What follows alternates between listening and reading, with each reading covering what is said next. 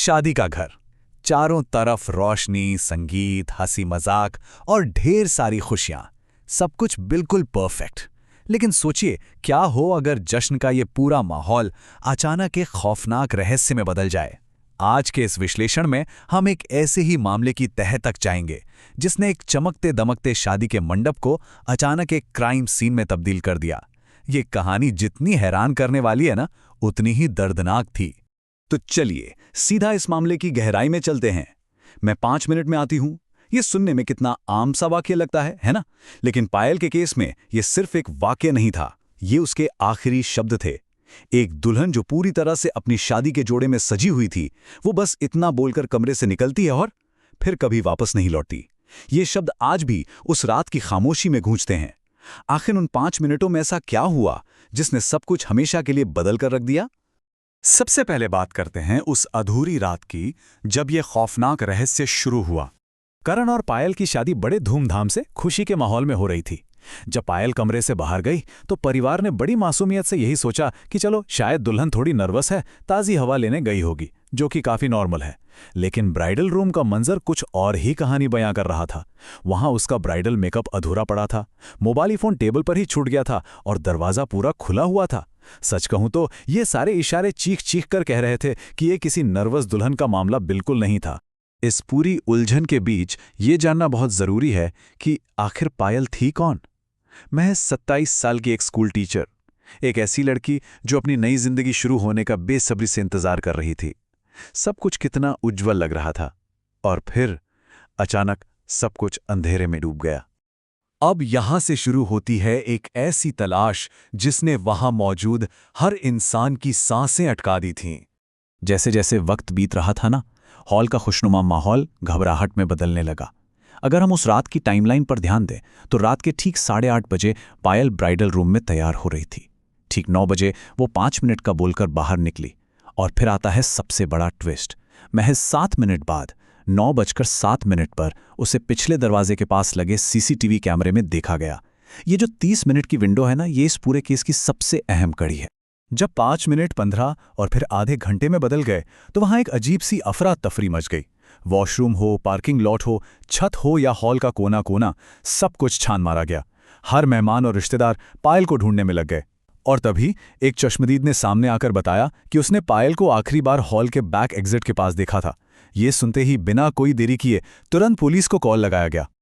और यहीं से एंट्री होती है पुलिस की, जहां से मिला पहला सबसे बड़ा डिजिटल सुराग। पुलिस ने आते ही सबसे पहले डिजिटल फुटप्रिंट्स खंगाले और तब एक ऐसी चीज सामने आई जिसने पूरे केस को पलट कर रख दिया। 9:07 की सीसीटीवी फुटेज में पायल तेजी से बाहर की तरफ जाती हुई दिख रही थी। लेकिन जिस चीज ने सबके होश उड़ा दिए वो थी पायल के ठीक पीछे चलने वाली एक परछाई, एक आदमी जिसने कैप और मास्क से अपना चेहरा पूरी तरह से ढका हुआ था। अब यह मामला एक मिसिंग पर्सन का नहीं रहा था, यह एक संगीन क्राइम सीन बन चुका था। अब ऐसे में दिमाग में एक ही सवाल हथौड़े की तरह बचता है, शादी के इस माहौल में जहां सिर्फ करीबी दोस्त और रिश्तेदार थे, वहां आखिर ये नकाबपोश अजनबी था कौन?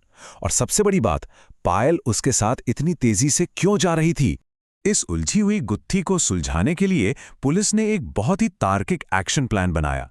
पहला कदम था करीबी रिश्तेदारों और दोस्तों से पूछताछ करना, ताकि किसी छुपे हुए सुराग का पता चल सके। दूसरा कदम था सीसीटीवी फुटेज का और बारीकी से विश्लेषण करना। और तीसरा अहम कदम था उस नकाबपोश का पता लगाने के लिए मोबाइल फोन्स की डिजिटल लोकेशन को ट्रैक करना। और इसी पूछताछ के दौरान केस में एक नया और बेहद चौंकाने वाला नाम सामने आया। ये नाम था राहुल वर्मा का। अब सवाल उठता है कि ये राहुल है कौन?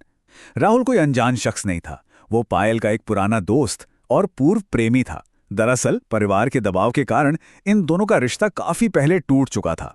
इस एक जानकारी ने पुलिस को एक बहुत ही ठोस मोटिव दे दिया था। पुलिस के सामने राहुल ने एक के बाद एक कई दावे किए, लेकिन पुख्ता सबूतों ने उसकी हर कहानी की धज्जियां उड़ा दी। ध्यान दीजिएगा, राहुल ने कहा कि वो तो शादी में था ही नहीं, लेकिन कॉल रिकॉर्ड से साफ हो गया कि गायब होने से ठीक 10 मिनट पहले उन दोनों की बात हुई थी। उसने कहानी बनाई कि पायल अपना फोन अंदर भूल गई थी, जबकि कैमरा चीख चीख कर बता रहा था कि वो बाहर गई थी। और सबसे बड़ा सबूत बनी वो भागती हुई सफेद कार, जिसे ट्रेस किया गया तो वो गाड़ी और किसी की नहीं बल्कि राहुल के ही एक दोस्त की निकली। अब बचने का कोई रास्ता नहीं था। जब सबूतों का पहाड़ खड़ा हो गया तो आखिरकार वो खौफनाक सच सामने आ ही गया। कड़ी पूछताछ के आगे राहुल टूट गया और उस रात की असलियत उभर कर सामने आई।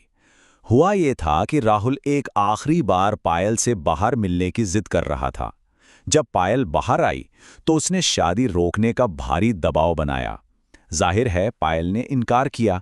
बस फिर क्या था, उनके बीच एक तीखी बहस हुई और बात हाथापाई तक पहुंच गई, जिसमें पायल को बहुत गंभीर चोटें आईं। इस सब के बाद जो हुआ वो किसी की भी रूह कंपा दे।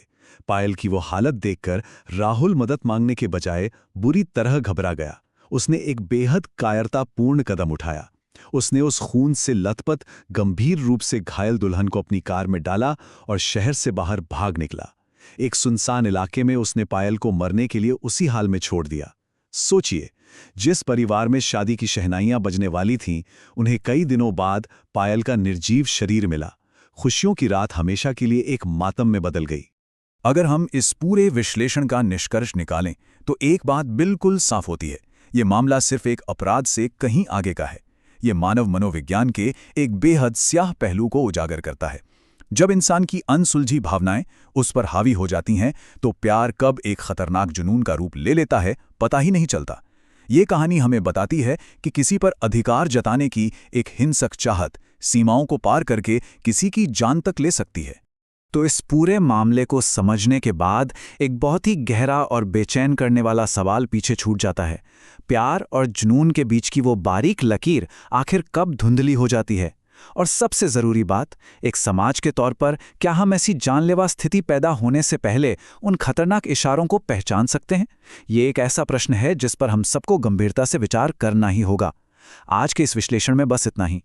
और ऐसी सस्पेंसफुल क्राइम स्टोरीज के लिए चैनल सब्सक्राइब जरूर करें, क्योंकि अगली कहानी शायद इससे भी ज्यादा रहस्यमयी हो।